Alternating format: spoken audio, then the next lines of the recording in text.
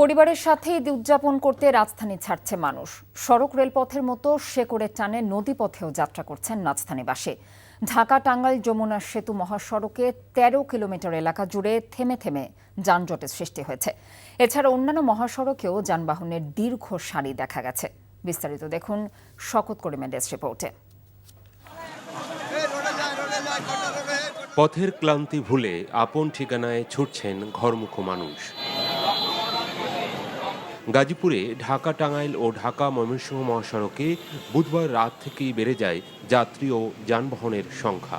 কোথাও কোথাও দীর্ঘ সারিতে থেমে থেমে চলছে যানবাহন।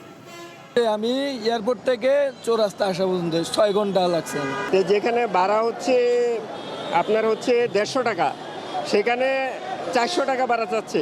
তাহলে এই জনদুর্ভোগ এখানে কি অস্থায়ী কোনো ক্যাম্প করে প্রশাসন ব্যবস্থা নিতে পারে না? সাভারের বিভিন্ন সড়কে যানবাহনের অতিরিক্ত চাপে ধীর গতিতে চলছে গাড়ি। অতিরিক্ত গাড়ির চাপ ও মহাসড়কের কয়েক জায়গায় গাড়ি বিকল হওয়ায় ঢাকা টাঙ্গাইল যমুনা সেতু মহাসড়কে কয়েক কিলোমিটার এলাকা জুড়ে থেমে থেমে চলছে যানবাহন। যানজট নিরসনে কাজ করছে হাইওয়ে পুলিশ। সিরাজগঞ্জে যমুনা সেতু পশ্চিম সংযোগ মহাসড়কে যানবাহনের চাপ থাকায় কাজ করছে আইন শৃঙ্খলা বাহিনী। বৃহস্পতিবার ভোর থেকেই মুন্সিগঞ্জে পদ্মা সেতু টোল প্লাজায় স্বাভাবিকের চেয়েও বেশি যানবাহন দেখা গেছে। কিছুটা বিলম্ব হলেও টোল প্লাজায় নির্বিঘ্নে পদ্মা সেতু পাড়ি দিচ্ছে যানবাহন। জ্যাম বেশি পানি এখন পদ্মা সেতু শুধু জ্যাম আছে। রাস্তা খুবই ভালো, মানে আমরা নির্বিঘ্নে চলাচল করতে পারছি। আমি আসতেছি তো মুন্সিগঞ্জ থেকে, এখান থেকে কোনো যানজট নাই। এছাড়া পাটুরিয়া ঘাটে যানবাহনের চাপ থাকলেও যাত্রী পারাপার স্বাভাবিক রয়েছে।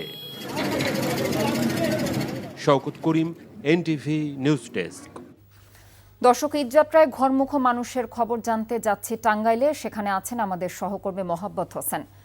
মোহাম্মদ, ঢাকা টাঙ্গাইল মহাসড়কের এখনকার চিত্র আপনি কেমন দেখছেন? জ্যাম আছে কিনা রাস্তায়? মহাসড়কে কিন্তু সকাল থেকেই যানজটের সৃষ্টি হয়েছে। যদিও যানজট দীর্ঘস্থায়ী হচ্ছে না, তারপরেও যমুনা সেতু পূর্ব পাড় থেকে প্রায় ২০ কিলোমিটার পর্যন্ত ঢাকার দিকে থেমে থেমে কিন্তু যানজটের সৃষ্টি হচ্ছে। আমি এই মুহূর্তে যেমন দাঁড়িয়ে আছি খাদিমদা এলাকায়।